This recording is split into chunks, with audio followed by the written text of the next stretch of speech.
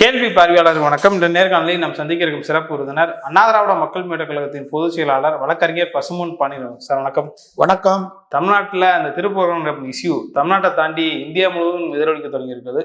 குறிப்பா பார்த்தோம்னா பாராளுமன்றமே ஸ்தம்பிக்கக்கூடிய வகையில பலகட்ட போராட்டங்களை இந்த இந்தியா கூட்டணி எம்பிக்கள்லாம் தொடங்கியிருந்தாங்க. குறிப்பாக பார்த்தோம்னா நீதியரசர் ஜிஆ சுவாமிநாதன் அவர்களுக்கு எதிராக கூட இம்பீச்மெண்ட் தீர்மானம் கூட கொண்டு வந்தாங்க. இதனுடைய தொடர்ச்சியா பார்த்தோம்னா பாஜகவுடைய எம்பியா இருக்கக்கூடிய அனுராக் சிங் தாக்கூர் அவர் என்ன சொல்றாருன்னா, ஒரு மாநிலமே சனாதன தர்மத்துக்கு எதிராக இந்தியாவில் இருக்கிறதுனா அது தமிழ்நாடுன்ற மாதிரியான ஒரு வார்த்தையை வச்சிருக்காங்க. நீங்க எப்படி சார் பாக்குறீங்க இந்த கருத்தை? நேற்றைக்கு நாடாளுமன்ற மக்களவையில் இந்த பூஜ்ய நேரத்தில் போக பேசியிருக்காரு. அவர் பேரு அனுராக் தாக்கூர், ஒரு சங்கி நாடாளுமன்ற உறுப்பினர். ஒரு மாநிலமே இல்லடா, ஒரு நாடுடா அது. பைந்தமிழ் நாடு, எங்கள் செந்தமிழ் நாடு. இந்த நாட்டில் வர்ணாசிரமத்திற்கு எதிரான போர் இங்கே தந்தை பெரியாரால் ஆரம்பிக்கப்பட்டு இன்னைக்கு நீ இந்தியா பூரா காவி கொடி பறக்க விடலாம். இங்க ஒரு கருப்பு சீட்டுக்கார இருக்க வரைக்கும் காவி கொடி எங்கேயும் பறக்காது. அது கூட தெரிஞ்சுக்கிறீங்க. பறக்க விட மாட்டான். நீ நாடாளுமன்றத்தில் கதறீங்க. தமிழ்நாடு தானே உங்களை கதற வைக்கிறான். சித்தாந்த ரீதியாக எங்களுக்கு பெரியார் தடி இந்த மண்ணில் அடிச்சே சொல்லி கொடுத்துருக்கு. ஒருத்தருக்கு மண்டையில கொட்டுவாங்க மக்கு பிள்ளையில. பெரியார் தடி அடிச்சு, டேய் அவன் யார், காவி யார், மனுதர்மவாதி யார், சனாதனவாதி யார் அப்படின்றத எங்களுக்கு பகுத்து பிரிச்சு இந்த மண்ணில் 100 ஆண்டுகளுக்கு மேலாக வெற்றி பெற்று வர்றான். என்றைக்கு டிஎம் நாயரும் சர்பிட்டி தியாகராயரும் நடேச முதலியாரும் இந்த திராவிட சங்கத்தை 12 ஆரம்பிச்சோமோ, தென்னிந்திய நலர்மொழி சங்கம், பிராமணர் அல்லாதார் இயக்கம், அது வரைக்கும் இன்றைக்கு வரைக்கும் மிகப்பெரிய வெற்றியை பெற்று வர்றான். சித்தாந்த ரீதியாக அவங்களை எதுக்குறோம், தாங்க முடியல. நீங்க தமிழ்நாடே இருக்கு. அதனாலதான் 40க்கு 40 ஒரு இடம் விட்டு கொடுத்தோமா. இன்னைக்கு என்னமோ திருவனந்தபுரத்தில் மாநகராட்சியை கைப்பற்றினதுக்கு மோடி குதிக்கிறாரு, ஆடுறாரு. என்னென்ன தில்லு முள்ளு எஸ்ஐஆர் பண்ணி என்னென்ன வேலையெல்லாம் பார்த்து ஒரு மாநகராட்சியை கைப்பற்றிருக்குதுன்னா உங்களுக்கு அவ்வளவுதான். இந்தியாவே பாஜகவை விரட்ட வேண்டிய சூழ்நிலை வரும். சங்கியை விரட்ட போறோம். அப்படி ஒரு காலகட்டம் வந்துகிட்டு இருக்கு. தேர்தலில் தில்லுமுள்ளு பண்ணி, இயந்திரத்தில் வாக்கு இயந்திரத்தில் தில்லுமுள்ளு பண்ணி, இந்த எஸ்ஐஆர்ல தில்லுமுள்ளு பண்ணி எத்தனை நாளைக்கு நீடிக்க முடியும்? நாடாளுமன்றத்தில் சனாதனத்தை இந்த நாடே எதுக்குன்னு கதறீங்க. இந்த நாடு தான் இந்தியாவுக்கே வழிகாட்ட போறோம். பாஜகவை வீழ்த்துவதற்கு, பாஜகவை மரணக்குழியில் தள்ளுவதற்கு தமிழ்நாடும் திராவிடமும் வழிகாட்டும். அதான் அலறீங்க. இப்ப உதயநிதி நம்முடைய தம்பி துணை முதல்வர், மாண்புமிகு விளையாட்டுத்துறை அமைச்சர் அப்படின்னு போற போக்குல அப்படின்னு போட்டு விட்டார். அப்படி போற போக்குல, ஆனா அப்படியே சாதாரணமா ஒன்னும் அனுராக் தாக்கூர் மாதிரி கதறல. அப்படி போற போக்குல மெல்லிசா போட்டு விட்டு போனாரு. கொரோனாவோட ரொம்ப மோசமானது, இதை ஒழிச்சே தீரணும், டெங்கை விட மோசமானதுன்னு போயிட்டாரு. அப்படியே அலறான். இந்தியாவில் இருக்கக்கூடிய இந்த சாமியார் பூரா அலறான். கலைஞரை கண்டு அல்லனா, பெரியாரை கண்டு அல்லனா. இன்னைக்கு நம்முடைய திராவிட மாடல் முதல்வர் தளபதி ஸ்டாலின் இப்படி ஒரு முதலமைச்சர் எங்கேயாவது சொல்ல முடியுமா? மதுரையில் வளர்ச்சி திட்டங்களுக்கு எதிராக ஆன்மீகம் என்ற பெயர்ல மூட நம்பிக்கையை வளர்த்தா மதுரை மக்கள் புடனிலேயே அடிப்பாங்கன்னு இந்தியாவில் எந்த முதலமைச்சராக சொல்ல முடியுமா? அந்த தைரியம் இருக்கா? பெரியாருடைய வழியில் வந்த முத்துவேல் கருணாநிதியின் மகன் முத்துவேல் கருணாநிதி ஸ்டாலினுக்கு தாண்டா அந்த நெஞ்சுரம் இருக்கும். அந்த உரம் இங்க நடக்காது. அதே மாதிரி பாண்டிய மன்னர்கள் மதுரையில் கண்ணகிக்கு வழங்கப்பட்ட தவறான தீர்ப்பை சுட்டி காட்டினது மூலமா யார் தீர்ப்பு தவறுன்றதையும் ஒரு முதலமைச்சரே சுட்டி காட்டிருக்காரு. இந்தியா கூட்டணி இன்னைக்கு இம்பீச்மெண்ட் நீதிபதி ஜிஆர் சுவாமிநாதன் மீது கொண்டு வந்திருக்கிறோம். வெற்றி பெற்றுவீங்களான்னு கேட்கிறேன். வெற்றி பெற்றவெல்லாம் பெரிய மனிதன் நினைக்காத, பெரிய வெற்றி பெற்றெல்லாம் பெரிய ஆள் நினைக்காத.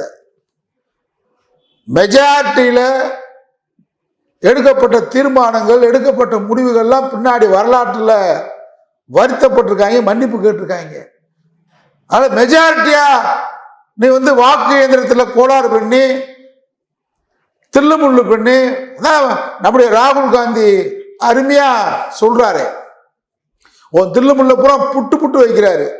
அமித்ஷா நேரடியா பத்திரிகையாளருக்கு முன்னாடி வாதம் பண்ண தயாரான்னு கேட்கிறாரு. ஹரியானால நீங்க பண்ண தில்லுமுள்ளுவ நான் நேரடியா ப்ரூஃப் பண்ற நிரூபிக்க முடியுமான்னு கேட்கிறாரு.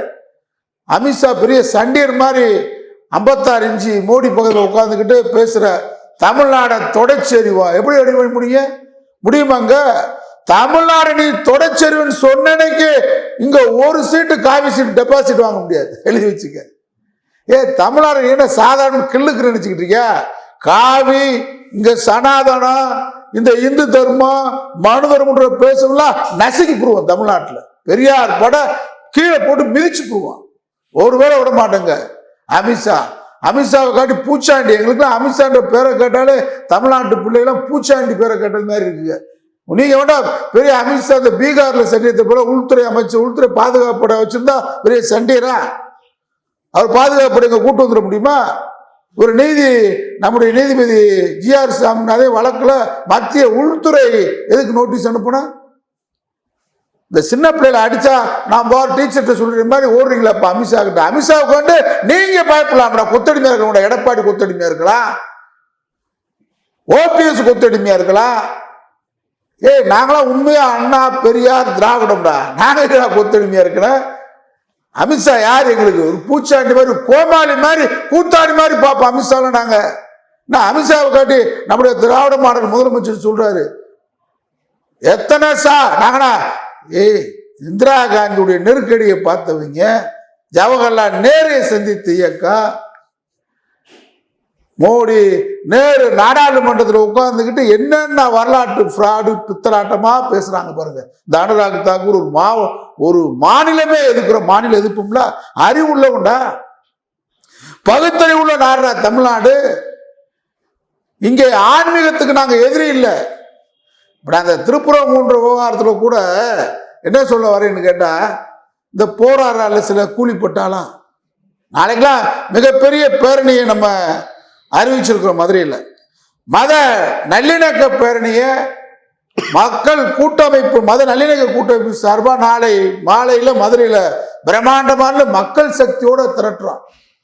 சும்மா கூலிப்பட்டாலாம், கூலிக்கு ஆள் பிடிச்சிக்கிட்டு இருக்கேன். திருப்பூர் யாராவது இருப்பாங்களா? இங்க ஆள் இருப்பானா, அங்க ஆள் இருப்பானான்னு எப்பயும் உலகத்துல உலகம் தோன்றிய காலத்துல 8 பேர் இருப்பேன். வீரபாண்டிய கட்டபொம்மனை காட்டி கொடுக்கறதுக்கு இங்கிலாந்துல இருந்து யாரும் வரல, அவன் பங்காளி தான் 8 மருது சகோதரில் காட்டி கொடுக்கறதுக்கு எவ்வளோ ஐரோப்பால இருந்து ஆள் வரல, அங்கேயே அந்த ஊர்ல பிறந்த அவன் பங்காளி தான், உடையின தேவை. அதனால எப்பயும் 8 பக்கத்துல இருப்பான். அது மாதிரி இந்த RSS சங் பரிவார கூட்டத்துக்கு ஒன்றும் விவரம் இல்லாதவன் 4 பேர் கிடைப்பான். கூலிக்கு விலைக்கு போற கூலிப்பட்டால் தானே உங்கள்கிட்ட இருக்கான். இப்போ நாளைக்கு நாங்கள் கோட்டு கொடுத்து கூட்டம் சேர்க்கிறோமா, பிரியாணி கொடுத்து கூட்டம் சேர்க்கிறோமா? ஒரு அழைப்பு தான். மக்களே, மதுரை மண்ணின் மக்களே, வாருங்கள், மத நல்லிணக்கத்தை பேணுவோம், மனித சங்கிலிக்கு அழைப்பு கொடுத்தோம். ஆயிரக்கணக்கான மக்கள் திரண்டார்கள். அது மாதிரி மதுரை தமிழ்நாடுலாம் ஒரு பெரியார் ஒரு பக்குவப்படுத்திட்டு போயிட்டாரு. அனுராக் தாக்கூர் மாதிரி, இந்த அமித்ஷா மாதிரி எத்தனை வந்தாலும் சரி, எத்தனை மோடி வந்தாலும் சரி, நான் நீதிபதி நம்முடைய மரியாதைக்குரிய சாமினார் அவருக்கு சொல்லிக்கொள்ள விரும்புகிறேன். எங்கெங்கேயோ போறாரு, அவருக்கு ஆதரவா 56 நீதிபதிகள், ஓய்வு பெற்ற நீதிபதி இன்னைக்கு அவருக்கு ஆதரவா பேசியிருக்காங்க. இந்த நீதிபதி என்னைக்கா நாட்டு மக்களுக்கு பேசியிருக்கியா? முல்லை பெரியார் அணைக்கு இதே உச்ச நீதிமன்றம் பல முறை தீர்ப்பு கொடுத்திருக்கு, அதற்கு ஆதரவா 56 ஓய்வு பெற்ற நீதிபதி பேசியது உண்டா? காவேரி பிரச்சனைக்காக பல முறை போராடி இருக்கிறோமே, உச்ச நீதிமன்றம் எங்களுக்கு தீர்ப்பு கொடுத்து, காவேரி நடுவர் மன்றம் கொடுத்து, காவேரி ஆணையம் கொடுத்து, எந்த தீர்ப்பு மதிக்காத போது இந்த 56 ஓய்வு பெற்ற நீதிபதி இன்னைக்கு GR சாமிநாதன் அவர்களுக்காக குழு கொடுக்குறீங்களே, அந்த 56 பேர்ல ஒரு பிற்படுத்தப்பட்ட ஓய்வு பெற்ற நீதிபதி இருக்காரா? அந்த 56 பேர்ல ஒரு பட்டியல் வகுப்பை சேர்ந்த ஓய்வு பெற்ற நீதிபதி இருக்காரா? இல்லையே. 56 பேரும் பூணலா தானே இருக்கீங்க. நீங்க தான் ஒரு சார்பா இருக்கீங்க, நாங்க ஒரு சார்பா இல்லை. இப்ப மத நல்லிணக்கம்னா எங்களை என்ன சொல்றான், இந்துக்களுக்கு எதிரியா இல்லையே. ஒரு 150 வருஷமா எங்க ஏத்துறீங்களே தீபத்தை, அந்த இடத்துல ஏத்துங்க. ஏத்துறதா முறைன்னு நான் மட்டும் சொல்லல, நீங்க சொல்ற மனு தர்மம். அனுராக் தாக்கூர் பேசுறாரு நாடாளுமன்றத்தில், சனாதனத்துக்கு எதிர்ப்பா இருக்குன்னு. சனாதனத்தை பின்பற்றக்கூடிய தலைமை அர்ச்சகர் திருப்பரங்குன்றம் கோயில்ல சொல்றாரு, இந்த இடத்துல ஏத்துவதுதான் முறைன்றாரு. ஊருக்குள்ள கூட என்ன பறிப்புறாங்க தெரியுமா, தீபம் ஏத்த விட மாட்டேன்றாங்க. தீபம் ஏத்தியாச்சு. கார்த்திகை நட்சத்திரத்துல கார்த்திகை பிறந்த அன்னைக்கு அறங்காவல் குழுவும் இந்து கோயில் நிர்வாகமும் சேர்ந்து வருடம் முழுவதும் எங்க ஏத்துறாங்களோ அந்த இடத்துல ஏத்தியாச்சு.